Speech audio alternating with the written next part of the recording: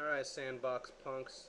I got some good feedback on the spreads last week, so I'll do them again since the Honorable Spread Master of years past has done just as expected, you know? Just fucking died and disappeared like a lot of his players. So, anyway, let's get this rolling.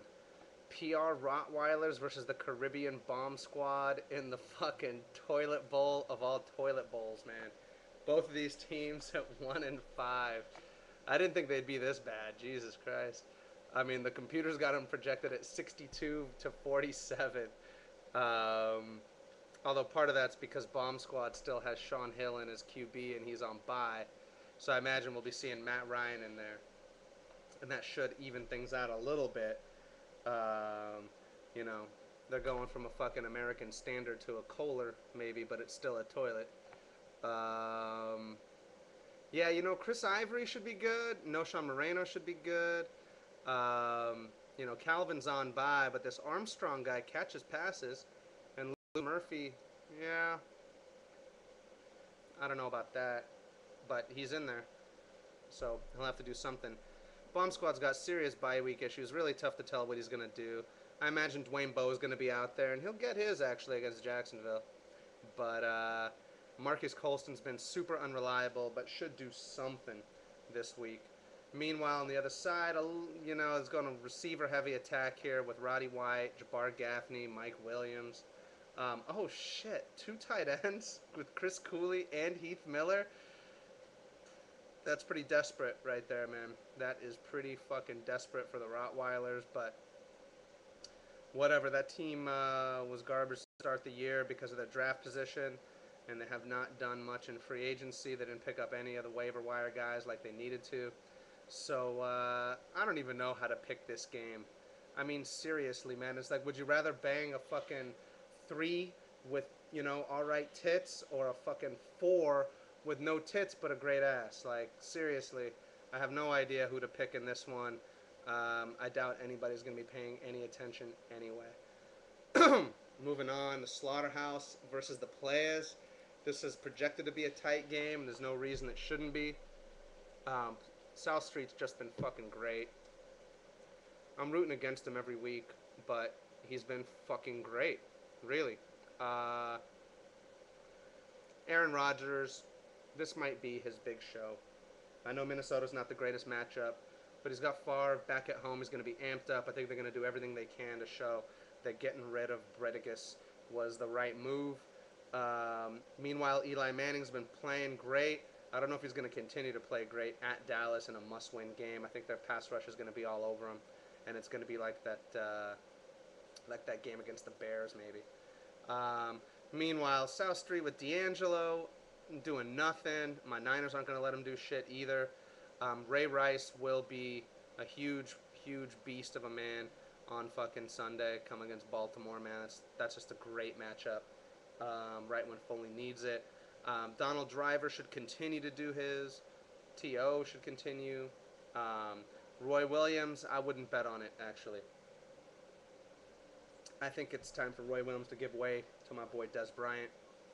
But that might be wishful thinking. Antonio Gates, I'm hoping he plays because I got him in another league and I need him.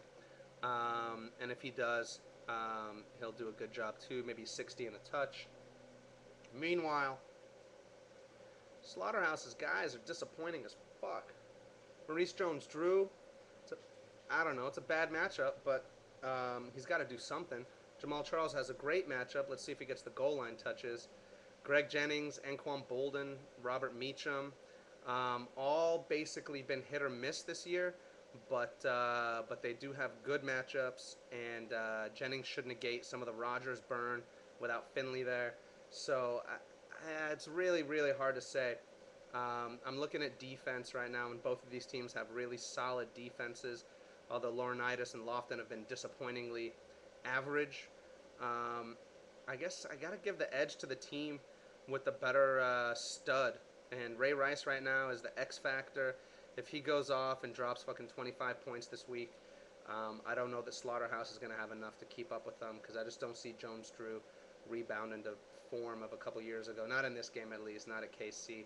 I see Jacksonville in deep, deep shit, and that might just be all that South Street needs is MJD taking a dump, because honestly, I don't think the rest of those guys are going to go off enough for Slaughterhouse. And I hate to say it, but I think fucking South Street players are going to go off for another fucking win. Jesus. West Indian Chocolate Thunder. Solid team, actually. Solid team. And I love that fucking the name. Versus Bristol. Matchups looking all right for West India. You know, Frank Gore should do well. Peyton Hillis should do well. Matt Castle's a great bye-week fill-in for Peyton Manning. Miles Austin needs to have a good game, and I think he should. I think he will. Jeremy Macklin is now the man. Aaron Hernandez is going to stretch the field there without Randy Moss. Good matchups for West Indian. Drew Brees is Drew Brees, but Brandon Jacobs is your lone running back with Ward, Branch, Moss, and Busta Davis coming out. I just don't think that's going to match up against the studs that West India's got. I don't need to go into the rest of this thing.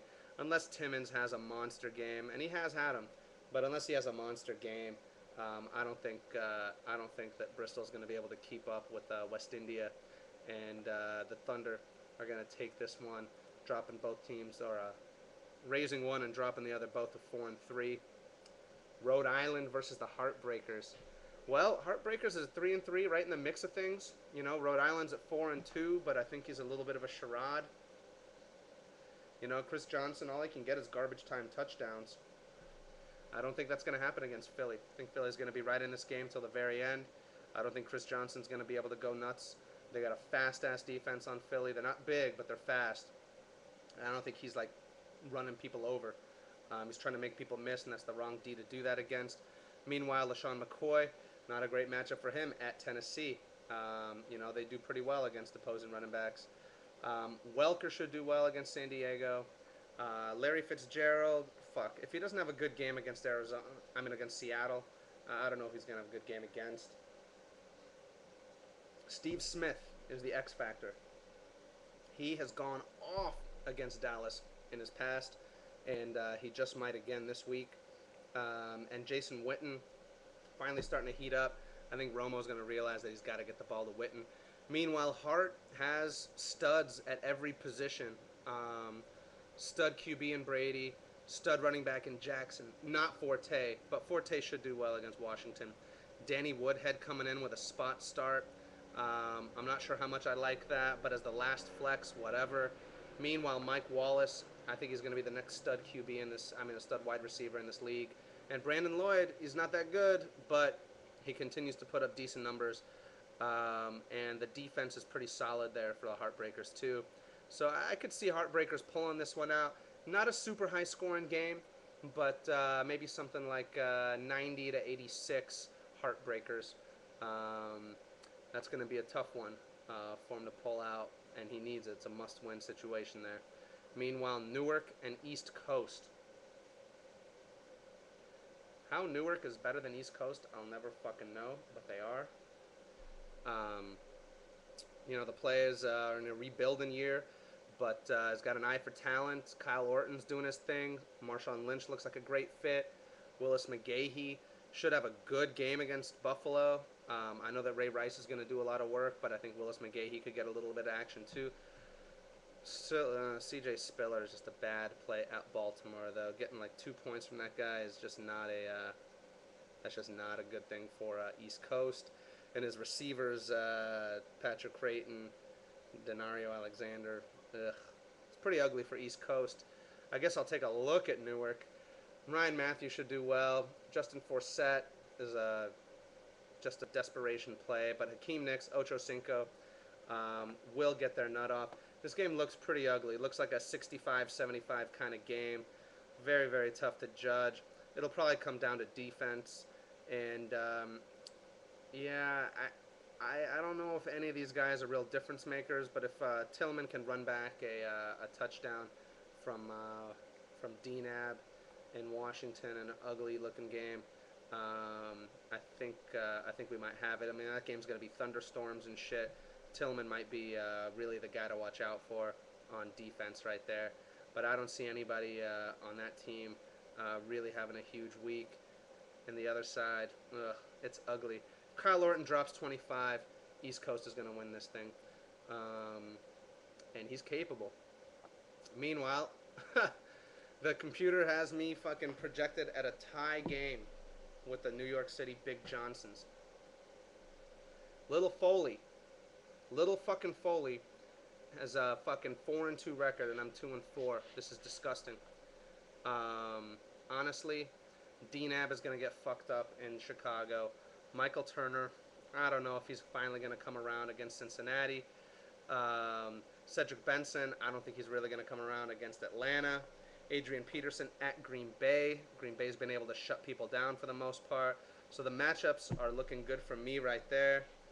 Meanwhile, Lance Moore continues to do well. Percy Harvin continues to do well.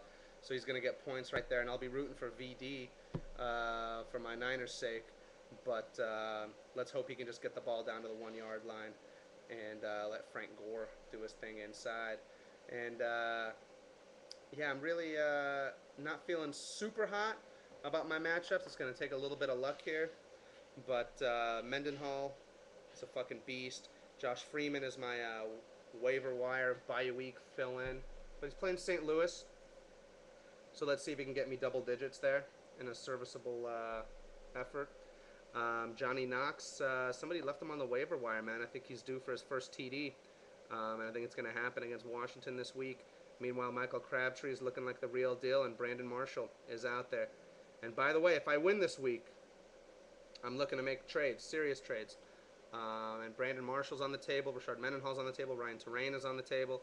Everybody, keepers and everyone else alike, is out there. You know, I got Ronnie Brown on my bench this week, but because he's playing Pittsburgh, but he could be useful for some of you guys.